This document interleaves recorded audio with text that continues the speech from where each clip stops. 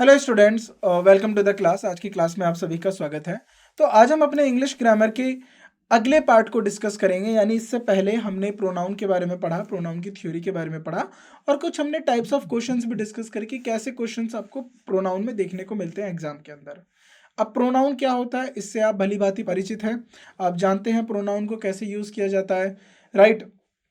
कहाँ पर उसको यूज किया जाएगा, नाउन की जगह हम प्रोनाउन को यूज करते हैं। देखिए, आपने टोटल 8 पार्ट्स ऑफ स्पीच पढ़ रहे हो, राइट। सबसे पहले हम यहीं से शुरुआत करते हैं। 8 पार्ट्स ऑफ स्पीच है हमारी, राइट। उसमें हमने नाउन को लेकर डिस्कस करा। नाउन से पहले हमने आर्टिकल के बारे में भी थोड़ी चर्चा करी, क्योंकि ये नाउन को आइडेंटिफाई कराने में मदद करता है। अगर नाउन का देखिए जो होता है ना, नाउन का बार बार रिपीटेशन होता है। मान लीजिए आपका नाम हम रख देते हैं श्याम, तो अब बार बार पे ये कहेंगे श्याम दिल्ली में रहता है, श्याम 6 क्लास में पढ़ता है, श्याम खेलने जाता है। तो इसको हमने रिप्लेस करके श्याम की जगह हमने लिख दिया वह। श्याम दिल्ली में रहता है, वह छठी क्लास में पढ़ता है। अब देखिए, वह जो हो गया श्याम को रिप्लेस करा दिया है, यानी श्याम की जगह वह आ गया। लेकिन हमें बोध किसका करा रहा है, जो हमें अंडरस्टैंडिंग दे रहा है वो दे रहा है ये कि हम श्याम के बारे में ही चर्चा कर रहे हैं। इसीलिए नाउन के रिपीटेशन को खत्म करने के लिए, यानी नाउन बार बार उपयोग ना हो, उसको हटाने के लिए हमने प्रोनाउन को लेके आते हैं, राइट। तो आप याद रखिएगा, जहां पर नाउन यूज होता है अधिकतर उन्हीं जगहों पे प्रोनाउन का इस्तेमाल किया जाता है। फिर हमने प्रोनाउन के टाइप्स को लेकर पढ़ा। तो आज के सेशन में भी हम प्रोनाउन के कुछ क्वेश्चंस को प्रैक्टिस करेंगे और देखेंगे कि किस तरीके के क्वेश्चंस हमारे एग्जाम में आते हैं, और इन्हीं क्वेश्चंस के ऊपर आगे के जो कॉन्सेप्ट होंगे वो आपको एग्जाम में देखने के लिए मिलेंगे। यानी जो आप आज के लेक्चर में 25 क्वेश्चंस देखेंगे, जिन 25 सवालों को हम चर्चा में लेंगे आज, उन्हीं सवालों के ऊपर हूबहू ऐसे ही कॉन्सेप्ट आपको एग्जाम में देखने के लिए मिलेंगे। तो हर क्वेश्चन को हमें डिटेल एनालिसिस करना है, हमें उसको देखना है कि क्वेश्चन क्या कह रहा है, किस तरीके से उसमें हम एरर को फाइंड करेंगे, अगर कोई गलती है तो कैसे, क्या गलती है और उसका कैसे सुधार किया जा सकता है, राइट। तो सबसे पहली बात होगी, हमें गलती पता करनी है। देखिए, उससे पहले भी क्या होता है कि गलती है या नहीं, ये हमें सीखना होगा। हर क्वेश्चन में गलती नहीं होती है, राइट। जब भी आपके पास होते हैं क्वेश्चन आ जाते हैं एग्जाम में शुद्धि करने के लिए या फिर गलतियां छांटने के लिए, जिसको हम बोलते हैं एरर डिटेक्शन, तो उसमें क्या होता है कि एग्जामिनर कुछ क्वेश्चन ऐसे भी डाल देता है जिसमें कोई गलती होती ही नहीं है। तो हमें ये भी ध्यान में रखना है कि हर क्वेश्चन में क्या गलती है या किसी क्वेश्चन में गलती नहीं है। तो उसके लिए आपको बेसिक रूल्स पता होने चाहिए। तो जैसे आज की क्वेश्चन, आज की जो लेक्चर है, इसमें हम प्रोनाउन को डिस्कस कर रहे हैं, तो जाहिर सी बात है कि हमें यहाँ पर प्रोनाउन को क्लोजली देखना है और प्रोनाउन से रिलेटेड हमें वर्ब को भी देखना है। क्योंकि एक कॉन्सेप्ट होता है हमारा सब्जेक्ट वर्ब एग्रीमेंट, ये मैंने नाउन में भी चर्चा करा था आपके साथ। सब्जेक्ट वर्ब एग्रीमेंट में क्या होता है कि सब्जेक्ट के अनुसार वर्ब आती है, कभी वर्ब के अनुसार सब्जेक्ट नहीं चलेगा, सब्जेक्ट के अनुसार वर्ब आएगी। यानी अगर सब्जेक्ट हमारा सिंगुलर है, एक वचन है, तो वर्ब भी एक वचन होगी, या फिर हमारा सब्जेक्ट प्लूरल है, बहुवचन है, तो वर्ब भी बहुवचन के लिए ही आएगी, राइट। सिंगुलर सब्जेक्ट के लिए सिंगुलर वर्ब, प्लूरल सब्जेक्ट के लिए प्लूरल वर्ब, ये चीज आप याद रखेंगे। वहीं अगर नाउन जो होता है वो हमारा सब्जेक्ट ऑब्जेक्ट का काम करता है, और सेम यही इन्हीं सब्जेक्ट ऑब्जेक्ट की जगह हम नाउन की जगह पे इस्तेमाल होने वाले शब्दों को रख सकते हैं, जैसे कि प्रोनाउन। तो अगर सिंगुलर प्रोनाउन है तो उसके लिए वर्ब भी सिंगुलर होगी, अगर प्लूरल प्रोनाउन है तो उसके लिए वर्ब भी प्लूरल होगी। इन बातों को थोड़ा सा आप याद रख के चलेंगे, हम आगे इन्हीं के ऊपर सवालों को बनाएंगे। तो अब हम शुरुआत करते हैं अपने पहले क्वेश्चन से। पहला क्वेश्चन क्या है हमारा, one of the questions he asked me was who did you travel with. तो ये हमारे पहले, देखिए पहले 3 ऑप्शन में आपको क्वेश्चन मिल जाएगा, सेंटेंस मिल जाएगा, जिसमें से आपको शुद्धि करना है या छांटना है, गलत है या अगर गलत है तो क्या गलत है, हमें इस पे डिस्कस करना है। हमें सिर्फ टिक करके नहीं छोड़ देना है कि 1 2 3 में से किस में सही है, क्या हमारा आंसर है। हमें देखना है कि अगर गलती है तो क्या गलती है, किस कॉन्सेप्ट को लेकर गलती है, और उसी कॉन्सेप्ट को आपको समझना है। तो यहाँ से 1 से लेके 25 क्वेश्चन है, आप अपनी नोटबुक में भी 1 2 3 5 करके ऐसे सीरियली 25 क्वेश्चन कर लीजिए। पहले आप आंसर करेंगे खुद से कि आपकी जो आप आंसर कर रहे हो क्या वो सही है या गलत है। बाद में जब हम उसका सॉल्यूशन देखेंगे, जब मैं आपके साथ इसका सॉल्यूशन डिस्कस करूंगा, तब आप देखिएगा कि आपके कितने क्वेश्चन सही हैं, कितने गलत हैं। अगर आपको लग रहा है कि आपके थोड़े ज़्यादा गलत हो गए, दोबारा इस सेशन को देखिए, कॉन्सेप्ट को समझिए, अपने थ्योरी पार्ट में जाइए, दोबारा हर एक रूल्स को, कॉन्सेप्ट को डिटेल में एनालाइज करिए। राइट, तो अब हम शुरुआत करते हैं। देखिए, वन ऑफ द क्वेश्चंस, अब जरा ध्यान से देखिए, वन ऑफ द क्वेश्चंस, तो यहाँ पर वन को हमने हाईलाइट किया, ठीक है। ऑफ जो है एक प्रीपोजिशन है। अब आप जरा ध्यान से देखिए, प्रीपोजिशन का कॉन्सेप्ट समझ लीजिए। प्रीपोजिशन हमेशा अपने ऑब्जेक्ट के साथ आता है, राइट। और आपको पता ही है ऑब्जेक्ट कौन होता है, या तो नाउन होगा। अगर ये ऑब्जेक्ट नाउन नहीं है तो नाउन की जगह पर क्या इस्तेमाल होता है, प्रोनाउन, या ये प्रोनाउन होगा। आगे जिरेंड भी होता है, वो हम नॉन फाइनाइट वर्ब्स में पढ़ेंगे। बीच में अगर कोई ऐसा कॉन्सेप्ट आता है तो वहां पर भी मैं आपके साथ ये कॉन्सेप्ट को डिस्कस करूंगा। लेकिन सबसे पहली बात ये है कि जो ऑब्जेक्ट है, या तो वो नाउन होगा या प्रोनाउन होगा।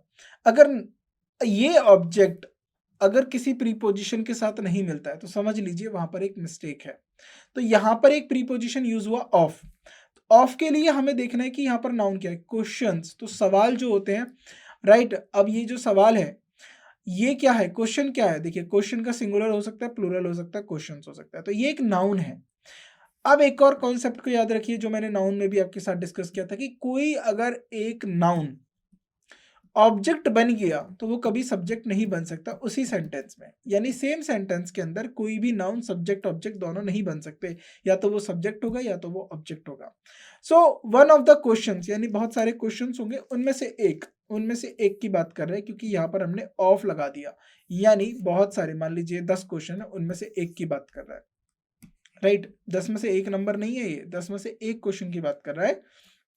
ही आस्क्ड मी, देखिए जरा, यहां पर आपको मैं दो चीजें बता देता हूं। यहां पर वन ऑफ द क्वेश्चंस आया, उसके बाद एक और सब्जेक्ट आ गया ही, क्योंकि आस्क्ड क्या है, वर्ब। आस्क की सेकंड फॉर्म आस्क्ड है, तो ही आस्क्ड मी, उसने मुझसे पूछा।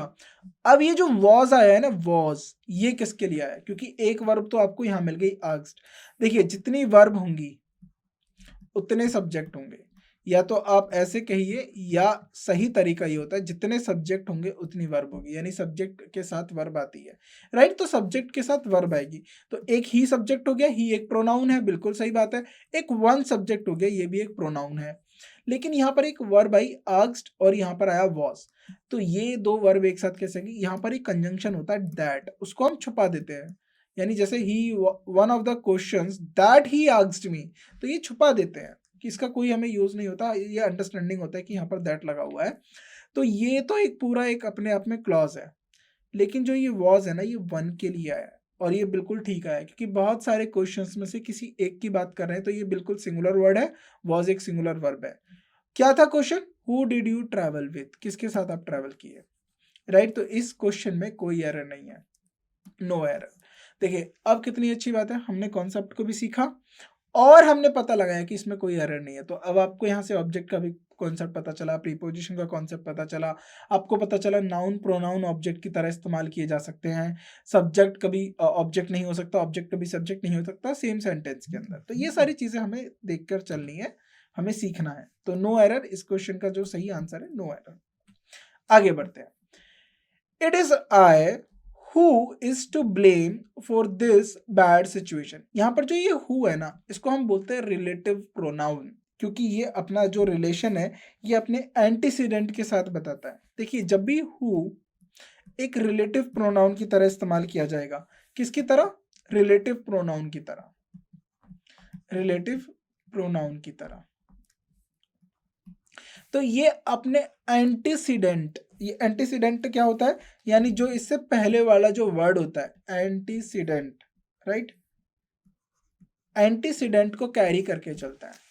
यानी इसका अपने आप में कोई एग्जिस्टेंस नहीं है, लेकिन ये बात किसकी रख रहा है, जो इससे पहले हुआ जो नाउन है, या जो उस नाउन की जगह जो प्रोनाउन है उसकी बात रखेगा। तो अब यहां पर क्या बात हुई, इट इज आई, यह मैं, ये बात कर रहा है, it is I who is to blame for this bad situation, जिसको इस सिचुएशन के लिए ब्लेम किया गया, right, who is to blame. अब जरा ध्यान से देखिए, जब ये हु यहाँ पर रिलेटिव प्रोनाउन है, एंटीसीडेंट को लेकर आ रहा है, कैरी कर रहा है, तो इसको हम बोलते हैं इंट्रोडक्टरी सब्जेक्ट, इंट्रोडक्टरी सब्जेक्ट बोलते हैं हम, यानी ये किसी सब्जेक्ट का इंट्रोडक्शन दे रहा है और वो सब्जेक्ट क्या है, आई। तो यहाँ हु जो है ना ये आई को कैरी करके चला हुआ है, इट इज आई। तो अब आई के साथ क्या यूज होता है, इज होता है, आर होता है, एम होता है। तो एम होता है तो यहाँ पर इज नहीं होगा, एम होगा, क्योंकि हु जो है एक रिलेटिव प्रोनाउन है और उसने आई को कैरी करा हुआ है, अपने एंटीसीडेंट को कैरी किया हुआ है। तो it is I who am to blame for this bad situation. कितना बढ़िया कॉन्सेप्ट है और कितना प्यारा कॉन्सेप्ट है। तो यहाँ से इन सब चीजों को सीखिए कि कहाँ पर हमें कौन सा रिलेटिव प्रोनाउन किस तरीके से यूज करना है, क्योंकि क्वेश्चन प्रैक्टिस से ही आपको ज्यादा अच्छा कॉन्सेप्ट क्लियरिटी मिलेगा। राइट, तो जो हमारा सेकंड ऑप्शन है ये राइट आंसर है। राइट, तो हु एम टू ब्लेम, तो सेकंड ऑप्शन में क्या हो जाएगा, हु एम टू ब्लेम, क्योंकि हु हमारा एक रिलेटिव प्रोनाउन है जो अपने एंटीसीडेंट की जगह पर आया है, उसको कैरी किए हुए है। Right, now he is one of those writers, ये उनमें से एक राइटर्स है। अब बहुत सारे राइटर्स की कैटेगरी है, जैसे मान लीजिए ये 10 राइटर्स हो गए, ये बहुत सारे राइटर्स की एक कैटेगरी है। Who has one acclaim for the world over, तो यानी जिनके मतलब चर्चे हैं दुनिया में, मैं बात कर सकता हूँ जिनके जो विख्यात है, विश्वविख्यात है, यानी ये बहुत फेमस राइटर्स हैं, फेमस राइटर्स हैं। अब इन बहुत सारे फेमस राइटर्स में से कोई एक राइटर है, मान लीजिए ये एक राइटर है। अब ये बताया जा रहा है ही is one of those writers, तो ये इनमें से भी, ये जो पूरे ग्रुप में से ये उनमें से एक राइटर है। अब जरा ध्यान से देखिए, अब यहाँ पर जो हु आया है ना, अब ये आपको बड़ा ध्यान से सोचना है कि हु किसके लिए आया है, क्योंकि हु मैंने आपको बता दी एक रिलेटिव प्रोनाउन है। यहाँ पर हु एक रिलेटिव प्रोनाउन है और ये अपने एंटीसीडेंट के लिए आया है। राइट, अभी हमने चर्चा करी, तो ये किसके लिए है, so he is one of those writers, ये उनमें से एक राइटर्स है जिनको जिनको विश्व में मतलब माना गया है, won acclaim the world over. तो यहाँ पर जो हैज आया है ना, ये जो हु आया है, पहले हु समझ लीजिए, हु जो है ना ये राइटर्स के लिए आया है, क्योंकि ये जो आगे की जो लाइन लिखी गई है ना, ये कॉम्प्लीमेंट दिया गया राइटर्स को। तो हु यहाँ पर राइटर्स के लिए आया है, और राइटर्स क्या है, प्लूरल। तो और हैज क्या है हमारे पास, सिंगुलर वर्ब, तो यहाँ पर हैज नहीं आएगा, who have von acclaim the world over. तो टू पार्ट में एरर है, इसको ठीक करेंगे, हु हैव वॉन, इसको क्या करेंगे, हैव। समझ गए ना आपको कैसे कॉन्सेप्ट्स को रिलेट करना है, किस तरीके से देखना है कि क्या आ रहा है क्या नहीं आ रहा है। तो इन्हीं बारीकी को जरा ध्यान से देखिए, समझिए। आगे बढ़ते हैं। ऑल डाउट्स आर क्लियर, जितने भी सारे डाउट्स थे, जो भी आपकी समस्याएं थी, जो भी आपकी दुविधाएं थी, क्लियर हो गई। All doubts are cleared between you and I, तो जो मेरे और आपके बीच में जो भी हमें मतभेद थे, जो भी हमारे डाउट्स थे, जो भी समस्याएं थी, वो सारी क्लियर हो गई।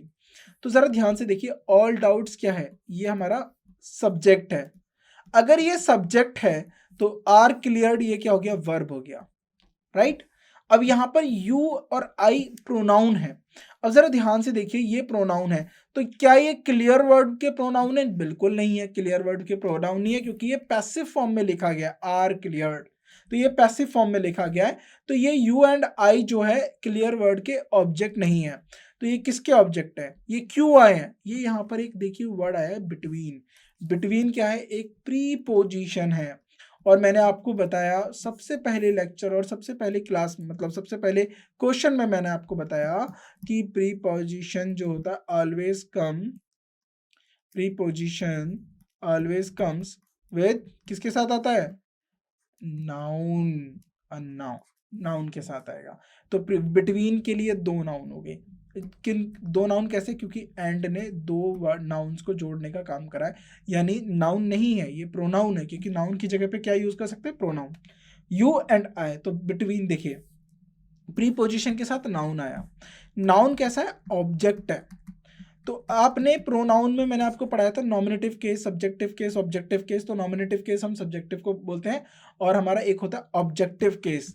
तो ऑब्जेक्टिव केस आई का क्या होता है, जल्दी से आप मुझे बताएंगे, ऑब्जेक्टिव केस आई का मी होता है। So all doubts are cleared between you and me, third part में एरर है, तो यहाँ पर आई की जगह क्या हो जाएगा, between you and me. Right, इसको ठीक करेंगे आप। गुड, आगे बढ़ते हैं। Either of the roads lead to the park. अब इसको जरा इमेजिन करिए, ये एक चिल्ड्रन पार्क है, इसको हम लिख देते हैं CP, children park. Cannot place मत समझ लेना दिल्ली का, ये चिल्ड्रन पार्क है। अब मान लीजिए ऐसे एक इसके चारों तरफ एक रोड है, राइट, इस तरीके से ये एक रोड हो गया, और एक ये इसके चारों तरफ पेरिफेरल में एक रोड बना दिया हमने, राइट। और ये रोड इस तरीके से जा रहे हैं कुछ, यहाँ पर एक ऐसे हो गया रोड, और ये रोड हो गया सीधा, और यहाँ पर ये दो है मिल गए, और ये आगे इस तरीके से ये रोड चला गया। अब कोई हमारा जो स्पीकर है वो यहाँ पर खड़ा है। अब उसने पूछा कि पार्क में जाने का रास्ता कौन सा है। तो एक हमारे पर्सन ने किसी से दूसरे पर्सन से पूछा कि पार्क पे जाने का रास्ता कौन सा है। दो रास्ता है, ये पार्क दूर है, इन्हें नहीं पता। तो उसने बोला कि इनमें से किसी एक पे रोड पे भी चले जाओ, पार्क की तरफ जाएंगे। इधर ऑफ द रोड्स, यानी इधर मतलब जब इधर हम जब बोलते हैं, जब दो रोड्स होते हैं हमारे पास, या तो आप ए रोड के पे चले जाइए तो भी पार्क पहुंच जाओगे, या बी रोड से चले जाइए तो भी पार्क पहुंच जाओगे। लेकिन इधर जब हम बोलते हैं तो इधर के साथ प्रॉब्लम ये है कि वो दो चीज़ें एक साथ नहीं आती, वो एक ही चीज़ को कैरी करेगा, या तो ए रोड से जाएगा या फिर बी रोड से जाएगा, किसी एक से जाएगा, दोनों से नहीं जाएगा। तो दो ऑप्शन में से आपको एक चूज करना है। तो ईदर ऑफ द रोड्स, तो दोनों रोड्स, जो भी रोड्स हैं उनमें से कोई भी जो रोड है पार्क के लिए जाएगा। तो यहाँ पर जो इधर होता है ना, ये आपका एक देखिए जाहिर सी बात है, ऑफ आ गया, ऑफ एक प्रीपोजिशन है, रोड्स एक नाउन हो गए, तो ये नाउन क्या है, ये ऑब्जेक्ट बन गया ऑफ प्रीपोजिशन का। तो जाहिर सी बात है ये क्या हो सकता है हमारा, ये हमारा सब्जेक्ट तो नहीं हो सकता। अब लीड क्या है, ये वर्ब है हमारी, to the park to preposition है, और पार्क क्या हो गया हमारा, नाउन हो गया अगेन। अब इधर को समझिए, इधर क्या होता है, चॉइस दी गई है और चॉइस में से कोई एक सेलेक्ट करना है। वन ऑफ द ऑप्शंस लिख देते हैं ना, वन ऑफ द ऑप्शंस, यानी बहुत सारे ऑप्शंस हैं, उनमें से कोई एक। तो जब आप एक के साथ काम करेंगे तो उसको हम सिंगुलर ट्रीट करेंगे, सिंगुलर। और मैंने आपको बता दिया ये रोड ऑब्जेक्ट हो गया, तो जाहिर सी बात है ये सब्जेक्ट बनेगा नहीं। इधर हमारा सिंगुलर है, प्रोनाउन है, और ये हमारा क्या बन गया, सब्जेक्ट। अब इस सब्जेक्ट के अकॉर्डिंग सेंटेंस में वर्ब देखिए, वर्ब क्या है, प्लूरल, तो यहाँ पर लीड नहीं होगा, यहाँ पर होगा leads. Either of the roads leads to the park, तो सेकंड पार्ट में एरर है, लीड की जगह आप क्या करोगे, leads. Either of the road leads, concept आप समझ गए, इसको ठीक करके लीड्स करेंगे, राइट। आगे बढ़ते हैं। One of my desires are to become a doctor, बिल्कुल पीछे वाला कॉन्सेप्ट जो अभी हमने लास्ट क्वेश्चन नंबर 5 में कॉन्सेप्ट सीखा, सेम वही क्वेश्चन है, सेम वही कॉन्सेप्ट है। क्या कॉन्सेप्ट है जरा इसको अब ध्यान से देखिए। अब उसके बहुत सारे डिजायर्स हैं, आपके भी डिजायर्स होते हैं, मुझे डॉक्टर बनना है, मुझे इंजीनियर बनना है, मुझे ये करना है, मुझे वो करना है, बहुत सारे डिजायर्स हो गए। अब आप ही मान लीजिए, हम आप ही की बात कर रहे हैं, तो आपका एक डिजायर है डॉक्टर बनने का, तो आपके बहुत सारे डिजायर है, मुझे ये गाड़ी चाहिए, मुझे ये घर चाहिए, मुझे यहाँ घूमना है, मुझे डॉक्टर बनना है, मुझे ये करना है। तो ये आपके बहुत सारे डिजायर्स हैं, उनमें से एक डिजायर है आपका डॉक्टर बनने का। तो ये आपका पूल है, ये डिजायर्स का पूल है यहाँ पर, यानी इस आपके पास बहुत सारे डिजायर्स हैं, उनमें से किसी एक डिजायर की बात कर रहा हूँ, और वो डिजायर क्या है, डॉक्टर का, डॉक्टर बनने का, राइट। तो अब जरा ध्यान से देखिए, आपने ये डिजायर्स लिया, तो पहले ऑफ समझ लीजिए, जब भी ऑफ लग के ऐसा कुछ है ना, तो ये समझ लीजिए ये प्रीपोजिशन है, ये प्रीपोजिशन हो गया आपका। और ये जो डिजायर्स हैं ये क्या है, ये नाउन है, और ये नाउन है तो ये प्रीपोजिशन का ऑब्जेक्ट है, तो जाहिर सी बात है ये सब्जेक्ट तो बनने से रहा। आ डॉक्टर क्या है, बिकम, जो है ना, one of my desires are to become, ये डॉक्टर इसका कॉम्प्लीमेंट हो गया। ये जो आर यहाँ पर जो वर्ब आई है ना, वर्ब, इसके ये किसके लिए आई है, इसका सब्जेक्ट क्या है, इसका सब्जेक्ट है वन, वन प्रोनाउन है, और इसका सब्जेक्ट ये हो गया हमारा सब्जेक्ट, और ये कैसा है, सिंगुलर। देखिए एक क्वेश्चन में कितनी जानकारी मिलती है। वर्ब कैसी है, प्लूरल, तो क्या इसके लिए प्लूरल वर्ब आएगी, नहीं, तो इसके लिए भी कैसी वर्ब आएगी, सिंगुलर वर्ब आएगी, सिंगुलर वर्ब आएगी। तो सिंगुलर वर्ब क्या होती है, इज, तो यहां पर सही आंसर क्या होगा, यहां पर सही आंसर होगा is. One of my desires is to become a doctor, right. So यहां पर क्या होगा, इज। सेकेंड पार्ट में एरर है, इसमें क्या करो आप, इज करो, गुड। आगे बढ़ते हैं। Kambli is one of the players, same concept, who has been selected for the test match. अब मान लीजिए किसी टेस्ट मैच में, आपको पता है क्रिकेट है, तो क्रिकेट कितने लोग खेलते हैं, ऑन द ग्राउंड प्लेइंग 11, यानी कितने, ऑन द ग्राउंड की बात कर रहे हैं, ग्राउंड पर कितने लोग खेलते हैं, 11। और मान लीजिए 4 प्लेयर एक्स्ट्रा में रखे हुए हैं, तो ये एक क्रिकेट मैच की टीम हो गई 15 लोगों की, यानी मैं इसको लिख सकता हूँ 15 पर्सन्स की। और काम्बली जो है, क्या इन्हीं 15 में से एक है, बिल्कुल एक है, तो काम्बली को मिला के 14 कह सकते हैं, काम्बली प्लस 1 ये 15 ये हो गए। अब ये जो बात गया है, who has been selected for the test match, क्या काम्बली सेलेक्ट हुआ या पूरे प्लेयर्स को सेलेक्ट किया गया टेस्ट मैच के लिए, बिल्कुल पूरे प्लेयर्स को सेलेक्ट किया गया है, टेस्ट जो जिन पूरे प्लेयर्स को सेलेक्ट किया गया था टेस्ट मैच के लिए उनमें से काम्बली भी है। तो यानी यहाँ पर जो हु रिलेटिव प्रोनाउन आया है, इसका एंटीसीडेंट क्या काम्बली है या प्लेयर्स है, तो इसका एंटीसीडेंट प्लेयर्स है। क्या है इसका एंटीसीडेंट, प्लेयर्स है, और प्लेयर्स कैसा है, प्लूरल। देखिए ये ऑफ का तो ऑब्जेक्ट है, कोई हमें चिंता नहीं करनी है, कंबली इज वर्ब आ गया, खत्म, वन ऑफ द प्लेयर्स, खत्म, यहां तक ये क्वेश्चन खत्म। लेकिन ये जो ऑफ है ना, ये ऑफ का, ये प्रीपोजिशन का ये तो ऑब्जेक्ट बन गया, हमें इससे मतलब नहीं है, हमें तो हु से मतलब है। हु हमारा यहाँ पर इंट्रोडक्टरी सब्जेक्ट का काम कर रहा है, जिसके लिए वर्ब लगी है हैज बीन सेलेक्टेड। लेकिन हु को देखना, हु किसको रिप्रेजेंट कर रहा है। अब ये हु को कपड़े पहन के कौन खड़ा है, क्या कंबली हु के कपड़े पहन के खड़ा है या प्लेयर्स हु के कपड़े पहन के खड़े हैं, तो हमें यही पता करना है कि हु के पीछे है कौन, हु के पीछे है प्लेयर्स। तो यहाँ पर प्लूरल है, तो हु भी क्या हो गया, एक प्लूरल प्रोनाउन हो गया, तो हैज नहीं आएगा, हैव बीन।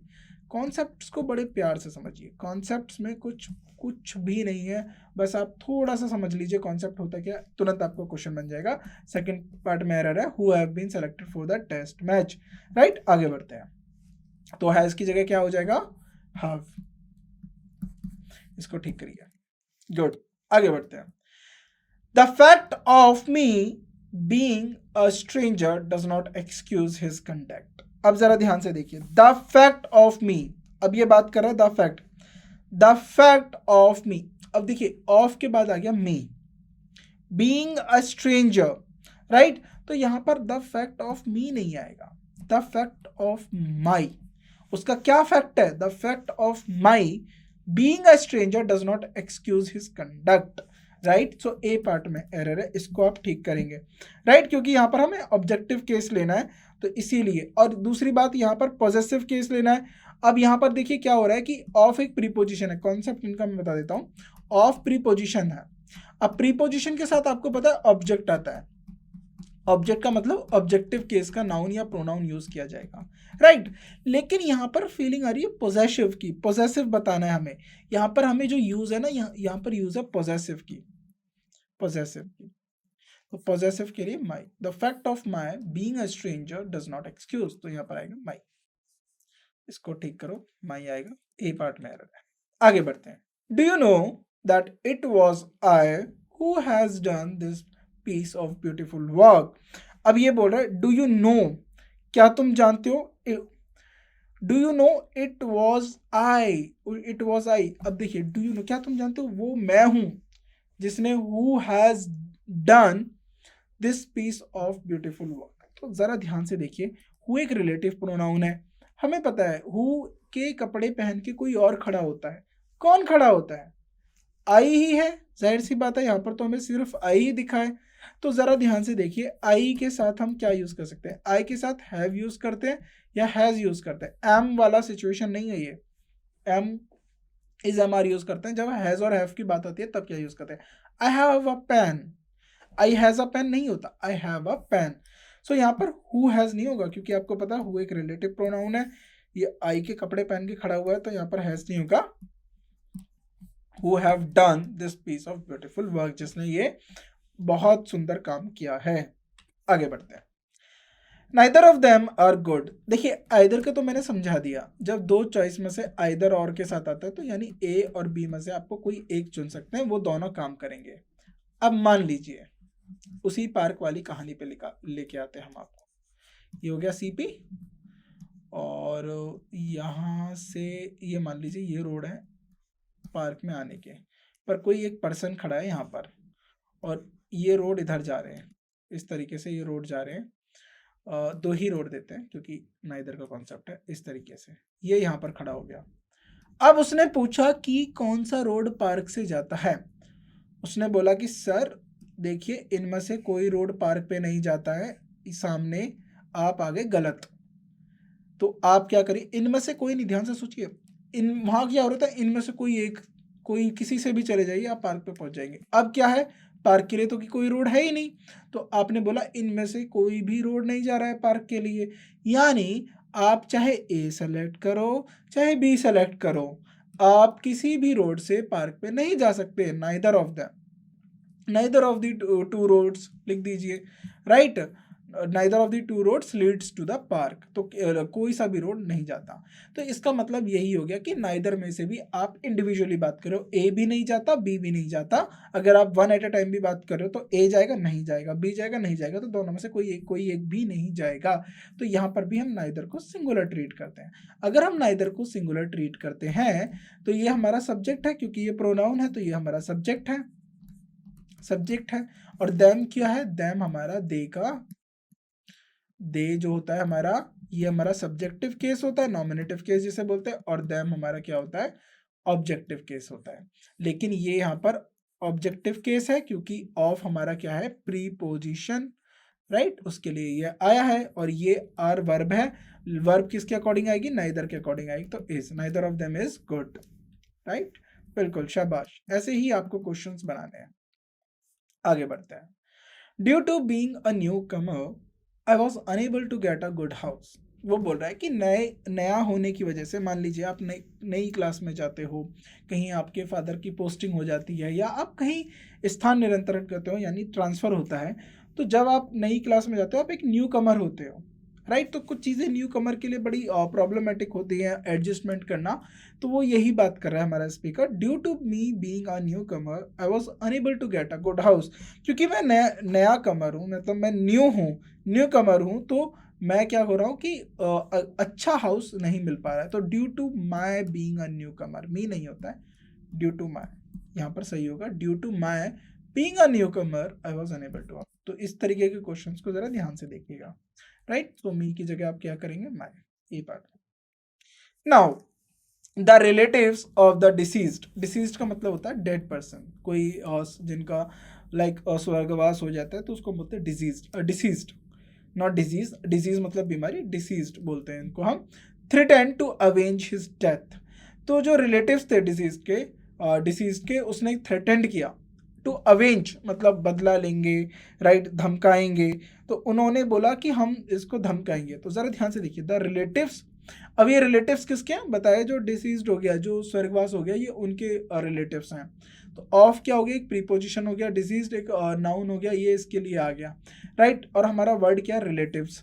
तो रिलेटिव्स के लिए हमें वर्ब आ गई थ्रेटेंड, टू अवेंज, टू क्या है हमारा, 2+V1, threatened his death, to avenge his death, बिल्कुल। तो इसमें कोई एरर नहीं है, नो एरर। आगे बढ़ते हैं। John, I and Hari have finished our studies.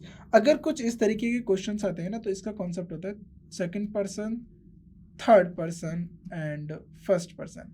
जब आप किसी चीज़ का अच्छा होगा या किसी चीज़ को अच्छा क्रेडिट दे रहे हो आप, राइट, कोई काम आपने अच्छा किया है, तो उसको इस ऑर्डर में लिखिए, पहले second person, you, he and आई, इस तरीके से। तो जॉन, हरी दोनों ही थर्ड पर्सन है, इनमें से कोई भी आगे पीछे लिख सकते हो, लेकिन आई ऐसे नहीं आएगा। तो हम तीनों ने अपनी जो पढ़ाई है, आवर स्टडीज हमने खत्म कर ली, जो उस दिन का टास्क मिला होगा, जो उस दिन को पढ़ने का काम किया होगा, वो खत्म कर लिया होगा। तो यहां पर होगा John, Hari and I, John, Hari and I have finished our studies, right. So यहां पर इसमें एरर है, तो आप इसको जॉन, हरी एंड आई लिखेंगे, राइट। सो इस कॉन्सेप्ट को जरा ध्यान से याद रखिएगा, 2+3+1 किस तरीके से लिखना है। 2+3+1 की जगह सिंपली आप लिख दीजिए, राइट, 231, 123।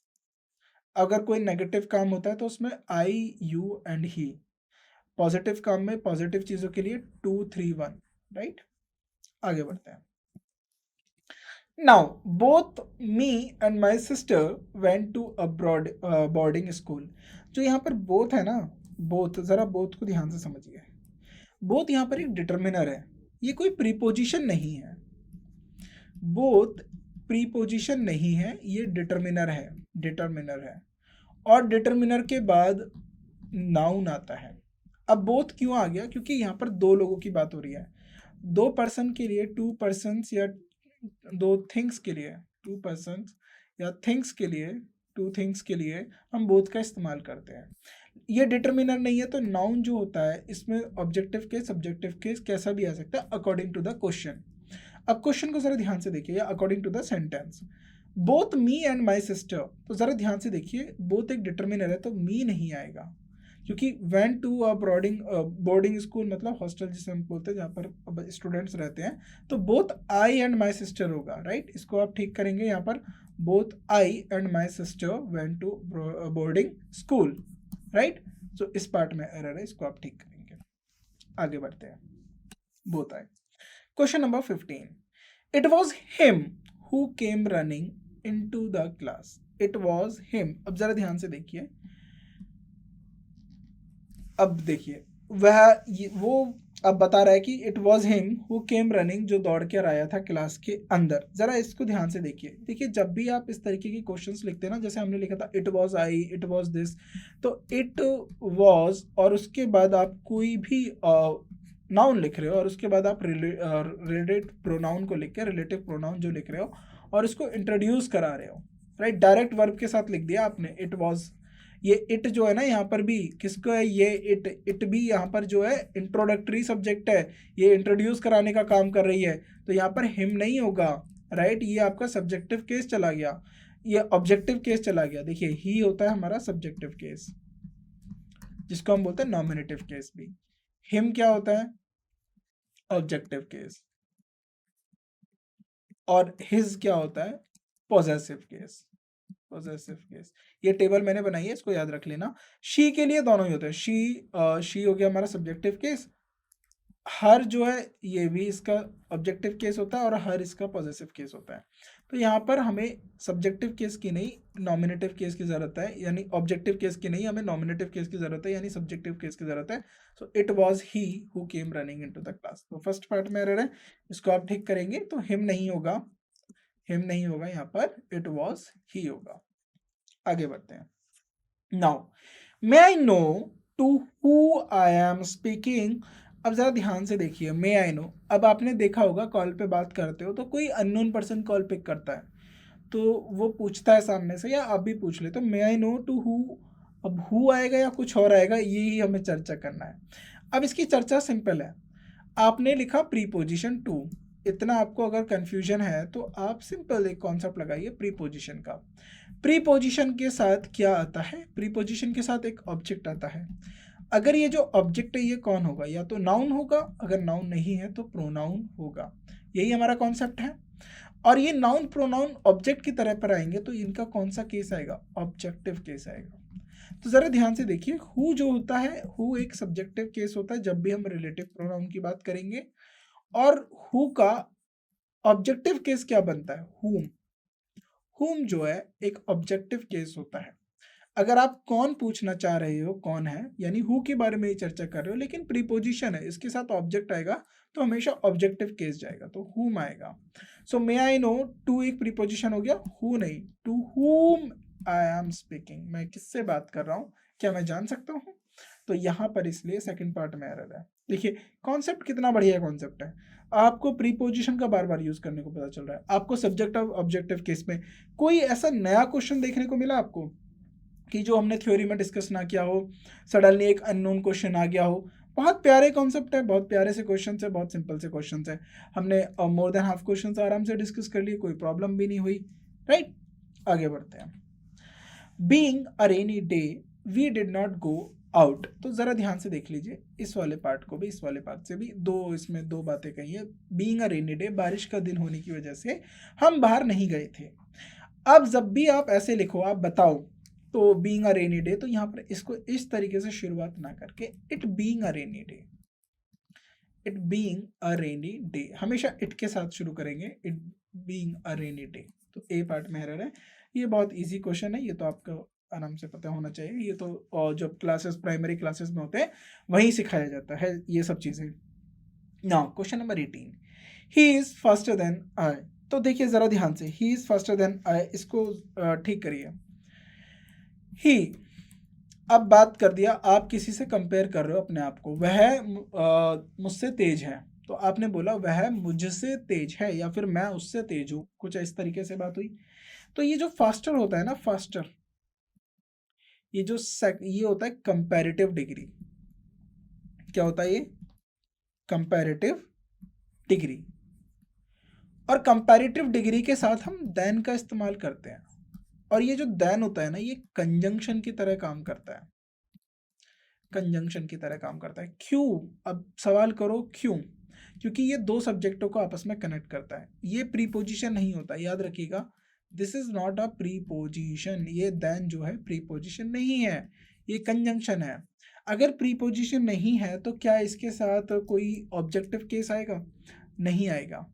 तो देन के साथ क्या हमें सब्जेक्टिव केस लिखना चाहिए, क्या ऑब्जेक्टिव केस लिखना चाहिए?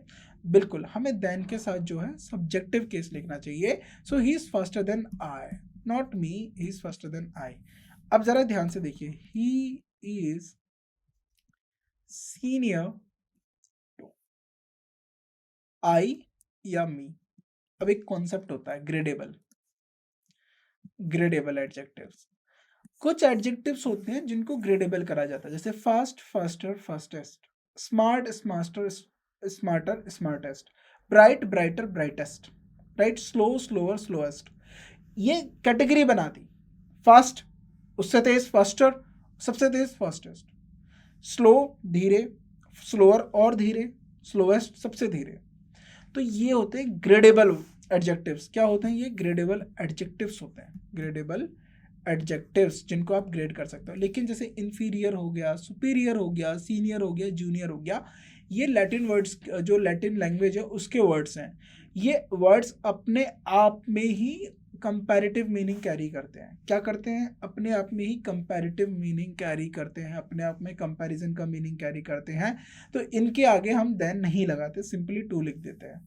तो ही सीनियर टू। अब टू क्या है? एक प्रीपोजिशन है। अब यहाँ से अब आपके कान खड़े हो जाने चाहिए, सतर्क हो जाने चाहिए। प्रीपोजिशन के साथ क्या आता है? ऑब्जेक्ट आता है, यानी ऑब्जेक्टिव केस आएगा, तो आई नहीं आएगा, मी आएगा इस कंडीशन में। लेकिन यहाँ पर मैंने आपको बता दिया देन एक कंजंक्शन की तरह काम करेगा, तो यहाँ पर मी नहीं आएगा, आई आएगा, राइट। सो ये बहुत प्यारा कॉन्सेप्ट है, इसको आप अच्छे से समझिए।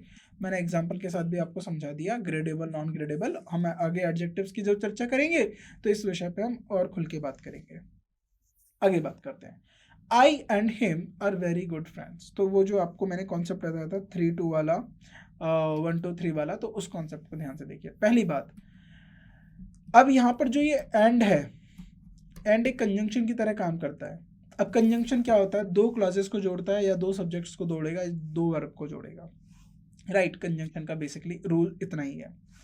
अब यहाँ पर बात हो रही है आर जो एक प्लूरल वर्ब है, तो यानी सब्जेक्ट भी हमारे प्लूरल होने चाहिए। तो या तो कोई ऐसा सब्जेक्ट हो जो अपने आप में प्लूरल हो, या फिर अलग अलग सब्जेक्ट बने हो। अलग अलग सब्जेक्ट को भी हम प्लूरल कैटेगरी में मान के चलते हैं। तो यहाँ पर लिख दिया I and him, I and him. जरा ध्यान से देखिए, I and him are very good friends.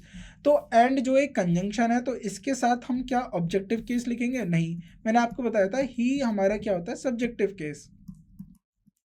ही हमारा क्या होता है? Subjective case. और हिम क्या होता है? हमारा ऑब्जेक्टिव केस। तो एरर तो मुझे यही मिल गया। एरर मुझे क्या मिल गया कि हिम तो यहाँ पर यूज नहीं होना चाहिए, तो यहाँ पर क्या यूज होगा? He. I and he are very good friends, या लिख सकते हो he and I.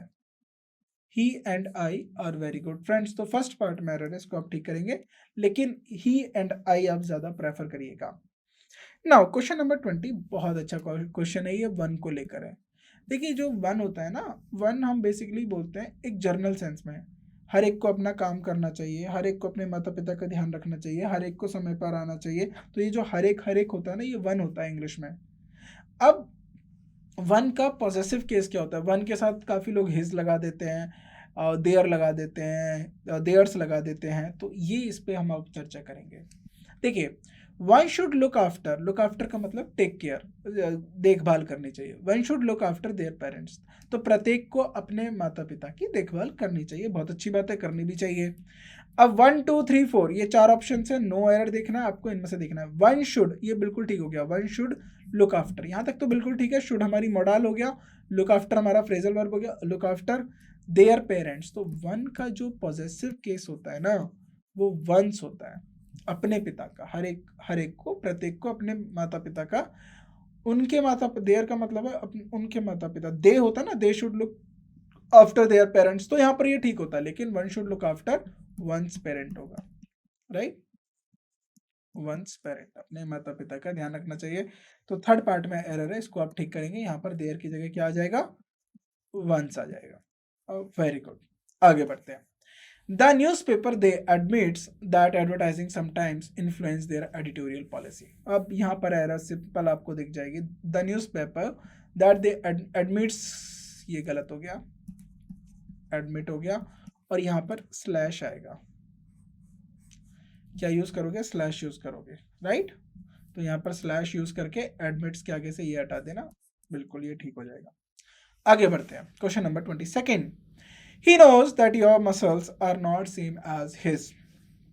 He knows, वह जानता है क्या, that your muscles, जो आपकी मसल्स हैं वो सेम नहीं है, are not same as his नहीं होगा, पूरा लिखेंगे his muscles. He knows that your muscles are not same as his muscles, क्योंकि his यहाँ पर क्या है, possessive determiner, और पॉजेसिव डिटर्मिनर है, लेकिन हमें क्या चाहिए, नाउन चाहिए, तो मसल्स यहाँ पर नाउन थी, थर्ड पार्ट में है, इसको ठीक लिखेंगे, तो यहाँ पर पूरा लिखेंगे his muscles, right, very good, आगे बढ़ते हैं। Everyone must sign their full names before entertaining the hall, याद रखिए, each, every, neither, either, right, हर एक को सिंगुलर माना जाता है, सिंगुलर, क्या है ये, singular, everyone must sign, singular है अगर हमारा सब्जेक्ट, तो क्या होगा,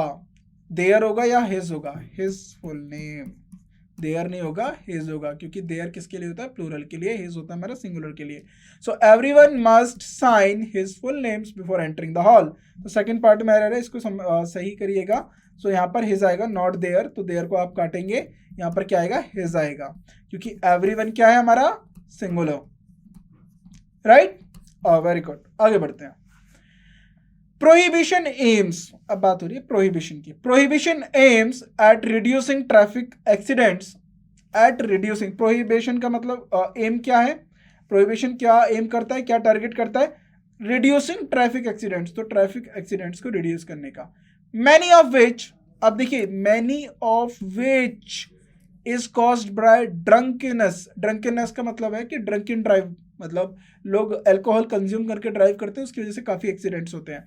तो यहाँ पर जो विच है ना, विच, क्या ये प्रोहिबिशन के लिए है या एक्सीडेंट्स के लिए है, विच इज कॉज्ड, जो कॉज होते, जो हो जाते हैं, किसकी वजह से हो जाते हैं, drunk and drive, alcohol consume की वजह से, तो ये जो विच है ये एक्सीडेंट्स के लिए आया है, और एक्सीडेंट कैसा वर्ड है, प्लूरल, विच क्या है, रिलेटिव प्रोनाउन, जो एक्सीडेंट के लिए आया, तो इज नहीं होगा, यहाँ पर प्लूरल वर्ब आएगी आर, तो थर्ड पार्ट में एरर है, इसको आप ठीक करेंगे, आर कॉज्ड बाय, राइट, इसकी जगह आर कॉज्ड बाय। आगे, I and he have prepared the lesson thoroughly, बिल्कुल, ही एंड आई, बिल्कुल, अब आप परफेक्ट हो जानी चाहिए, 3 and 1, राइट, 3 and थर्ड, 3 का मतलब third person, then 1 person, 3 and I। So यहाँ पर हमारे 25 क्वेश्चन हुए समाप्त, और बहुत बढ़िया कॉन्सेप्ट से हमने ये 25 क्वेश्चंस को सीखा, इनमें कोई बड़ी कॉन्सेप्ट्स नहीं थे, बहुत सिंपल से कॉन्सेप्ट थे, आप इनको अच्छे से प्रैक्टिस करिए, रेगुलर प्रैक्टिस करते रहिए, क्वेश्चंस में कोई प्रॉब्लम नहीं है, ऐसे ही प्यारे प्यारे क्वेश्चंस आपको एग्जाम में देखने को मिलेंगे, सेम इन्हीं कॉन्सेप्ट्स के ऊपर आपको क्वेश्चंस देखने के लिए मिलेंगे, कोई नया चेंज नहीं आएगा, सेम कॉन्सेप्ट एग्जाम में ही पूछा जाता है। तो अभी तक हमने क्या समझ लिया, हमने रिलेटिव प्रोनाउन को लेकर समझ लिया, हमने third person, two person, first person के कॉम्बिनेशन को भी देख लिया, राइट, और हमने प्रीपोजिशन के साथ वाले आने वाले नाउन्स को, प्रोनाउंस को लेकर भी चर्चा कर ली, केसेस पढ़ लिए, subjective case, nominative case, possessive case.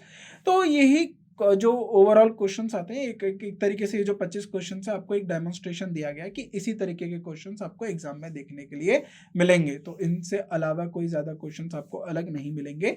सो आज की क्लास में बस इतना ही, बाकी जो है अब हम अपने अगली क्लास में मिलते हैं आपको नए कॉन्सेप्ट के साथ, नए तरीके के साथ। आज की क्लास के लिए बस इतना ही, thank you so much. Right. अब इनका प्रॉपर रिवीजन करिए, अच्छे से इनकी प्रैक्टिस करिए, इजीली आपको प्रोनाउन के कॉन्सेप्ट सारे आ जाएंगे। और जो भी कंफ्यूजन हो लेक्चर्स को दोबारा लीजिए, एक्सरसाइज को दोबारा देखिए और थ्योरी को भी दोबारा देखिए, सारे डाउट्स आपके क्लियर हो जाएंगे। सो आज की क्लास के लिए बस इतना ही। Thank you so much.